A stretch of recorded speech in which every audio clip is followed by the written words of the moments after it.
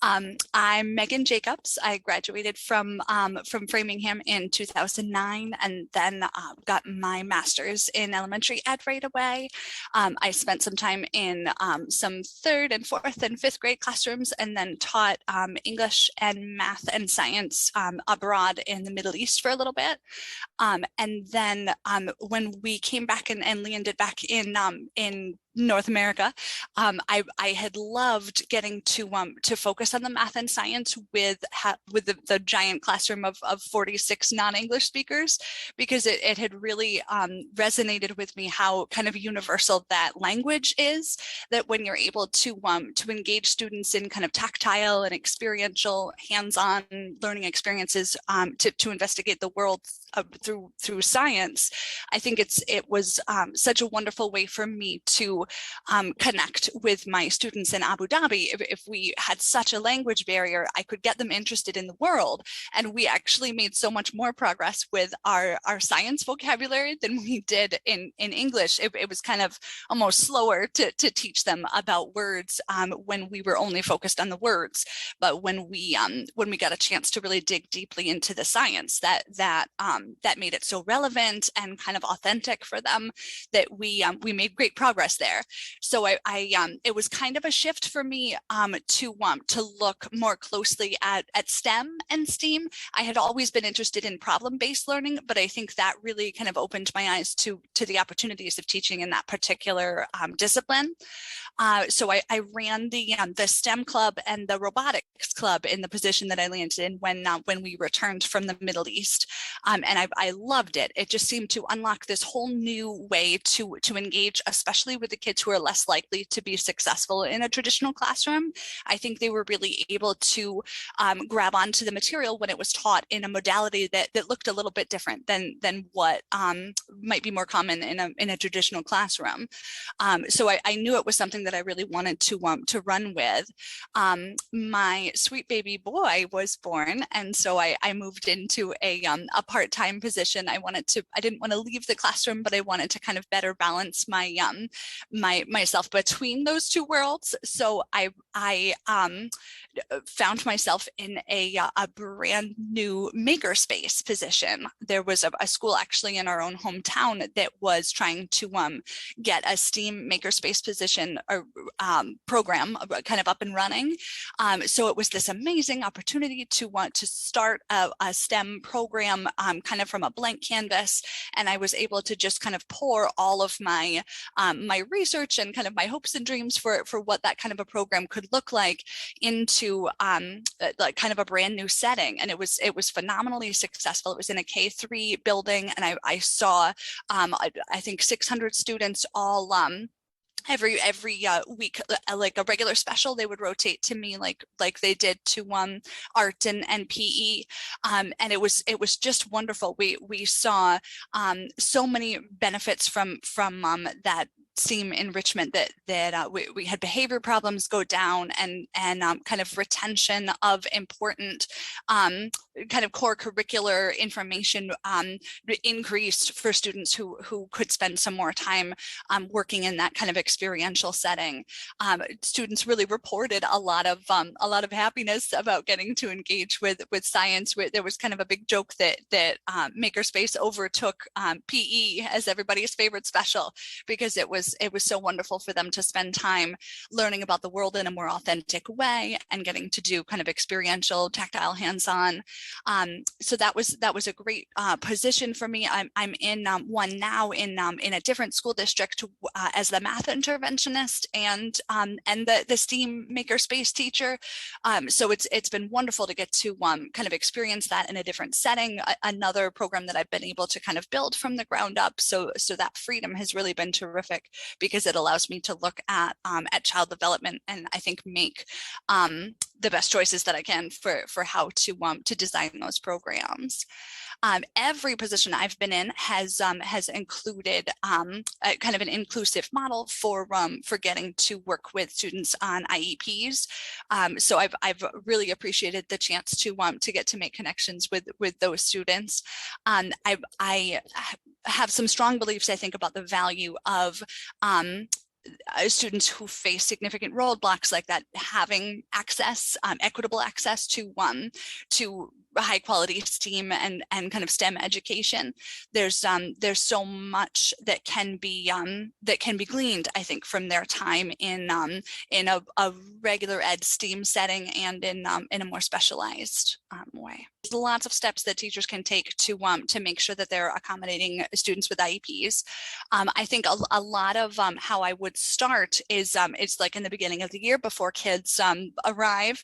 I like to spend some serious time sitting down with the IEP language and kind of translating it into like a short list of requirements that might be more kind of easily digestible in my own classroom setting. So like if they might have a one-on-one, that's really good for me to know. If it says that they require visuals, I make sure to put that in so that I can always be sure to have good visuals with directions. I think we do kind of fall on only auditory directions more often than I think might be helpful. I also take some time at the beginning of the year to brainstorm with the special ed teacher or special ed director to kind of think about how what success might look like in my room. I do invite those specialists to come and visit in the first weeks so that they can see what the students' work looks like and so that we can kind of brainstorm together. I think it's so important to be able to lean on the other educators in your network to be sure that you're making kind of the best use of everyone's expertise. And I think somebody else's eyes always kind of catch something a little differently than yours might. And it's really valuable when you have phenomenally dedicated educators come together and engage in good teamwork to give kids what they need. I don't think that automatically STEM is more difficult for kids who can have a challenging time. I don't think it's automatically true because I think STEAM can open a lot of doors for students who learn best in non-traditional ways. The ones for whom like a traditional curriculum doesn't might not hold their interest quite as much. The ones who excel when things are hands-on or when they have more autonomy. The kids who need problem-based learning to be really authentic and relevant, they do really well, I think, in a STEAM setting, and often it's almost kind of a solution or like an antidote to something that they might not be getting in a more traditional classroom. I think those kids can see more success in my room than they might in the regular ed room. Where it becomes harder, I think, is the same reason that any advanced math or science or subject in any discipline might feel harder. It's because the skill sets are cumulative. So if whatever roadblocks have been in their way in their younger years, if they've prevented a mastery of basic foundational skill sets like addition or multiplication, for example, then the work that we're trying to do that's more applied and kind of higher level, that can be a lot harder for them if they don't have the building blocks as we go. And then with those challenges comes the shame factor that can make it so much harder for those poor kiddos emotionally, or like a pattern of behavior problems that they have begun to employ to escape the work or escape the shame. And then those behavior problems can snowball into something that makes their success more difficult. I think if we are doing a good job trying to give them what child development points us towards as kind of the best modalities or kind of most successful best practice to help students find success, I think they often can be really successful in a STEAM classroom. But what's hard is when they haven't mastered the smaller pieces that they're going to need to apply. I think you just need to be ready to support that and kind of see it coming. So the methods that have worked the best for me when it comes to accommodating and including IEP kiddos, I think first of all, really strict adherence to the IEP modifications. Like I spoke in the beginning about going through and finding like a short list of things, like the must-dos that are legally required for you to provide for them through the IEPs. And often I think with students who face multiple roadblocks, positive momentum has been the best medicine for me. If I can find some something that they do well or something that they like and run with that. That's a great way to get a foothold. And I think once you get a foothold with the positive momentum, then you can really kind of start to climb, I think. For kiddos who are maybe less articulate, less verbal, I've had good success with working with the grown-ups who are one-on-one with them to learn about things that they enjoy. And then we'll try to do whatever the skill is, but instead of having them use the same materials that their classmates are using, I might have them, like I had one sweetheart one year who was really into SpongeBob. And so we were trying to work on, it was a third grade class working on area and how area relates to volume. We were trying to kind of like bring that, the math standard that they do with area and kind of recognize how it connects to 3D objects. And so for this person, we did SpongeBob, and they were able to kind of do that measurement and kind of appreciate the connections to size with something that they liked, and just having that little piece of familiarity was really helpful.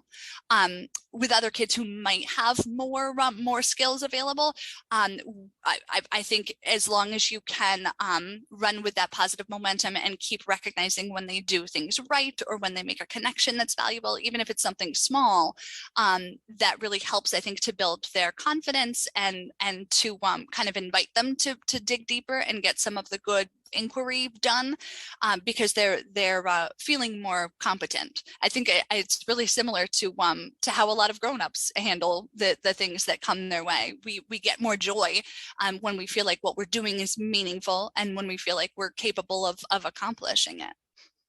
So the barriers that I've faced for accommodations in the STEM field, I think what's hardest for me is the amount of time it takes to either remake materials or to source the special ones that we might need. No teacher already has plenty of prep time in their day. So it's important not to let resentment creep in when you have to spend the time and the energy gathering what they'll need to be successful.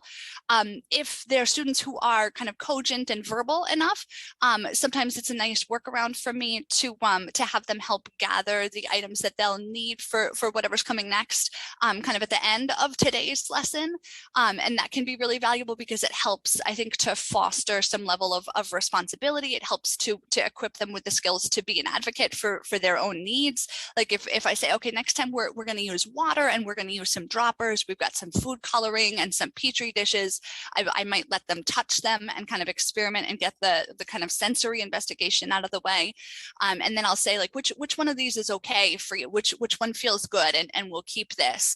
And then they can kind of sort through and tell me what they're happy being able to engage with, and then I'll find some substitutes or kind of rework and do things differently if there's something they're not okay with. Sometimes it's just the sharing. Sometimes they don't like when, like I've had a sweetheart who was not okay with anybody else getting around his microscope, and he was kind of scared of like the germs of other people engaging with it. So we gave him a special like canister of wipes that were safe for him to hold, and let him kind of wipe down whatever he felt like he needed to. And then I borrowed an additional microscope from a neighboring school building so that he could have his own. And then he was able to stay right with us and do everything that we had wanted to accomplish. And he got his concern about the germs taken care of.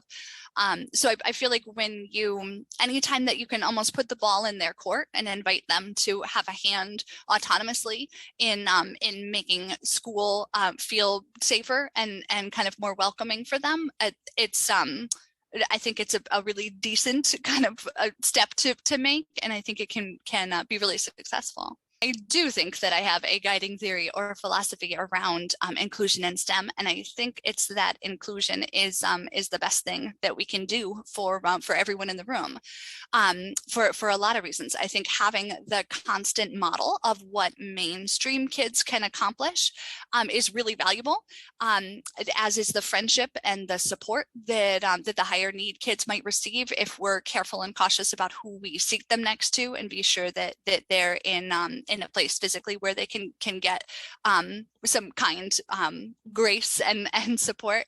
And even better is when they can accomplish something of note, and when you can display kind of authentic praise for what they've been able to do. When we can show that off to their classmates, I love those moments when the kiddos who nobody expects to want to do well and have a real contribution do indeed just that. And it's so invigorating for them, and it's a wonderful way to kind of reframe their classmates. I think we've heard a lot of the term deficit-minded, especially as everybody emerges from what was difficult in the pandemic. And I think it's a good thing for us to kind of try to reframe that. And I think that classmates of students with high need can be deficit-minded just as adults can. And I love the opportunities to kind of push against that and demonstrate how capable some of these sweethearts are. It's also immensely valuable for their mainstream classmates to see that not everyone learns in the same way, and that diverse learning styles add value to the classroom. I think we're familiar with that. Wasn't it an Einstein quotation that said, if you measure a fish or judge a fish by their ability to climb a tree, they'll live their whole life thinking that they're stupid or that they're not capable. And I think we can really be guilty of using one metric or using only a couple metrics in a more traditional classroom. And by that measure, I think a lot of our higher needs students are found wanting. And I think if we try to reframe and be more creative about the way that we look at success and the way that we help build students towards success, then often everybody can kind of come up rosier than they might if we view things in such a limited way. It's crucial that we ensure that STEM is accessible to all students. So much of what we do in STEM and STEAM equips students for a success in a future that we can't even imagine yet. There's, depending on whose statistics you look at, there's 60% or 80% of jobs that will bubble up in the next 10 years that don't have a name, that haven't existed yet. And I think many of them are in technology, and a lot of them are in problem solving. And I think we owe it to every one of our students, high need or not, to kind of reorient our classroom to be sure that we are equipping them with the skills that they'll need for success. All students deserve to emerge from school with a skill set that will help them reach happiness in adulthood and help kind of equip them to be a meaningful contributor to our society. I think that STEAM has a special place there because that's kind of uniquely where the future is, where the future is going. So if we can kind of do diligence to be sure that our students are getting the skills that they need, that's a great goal.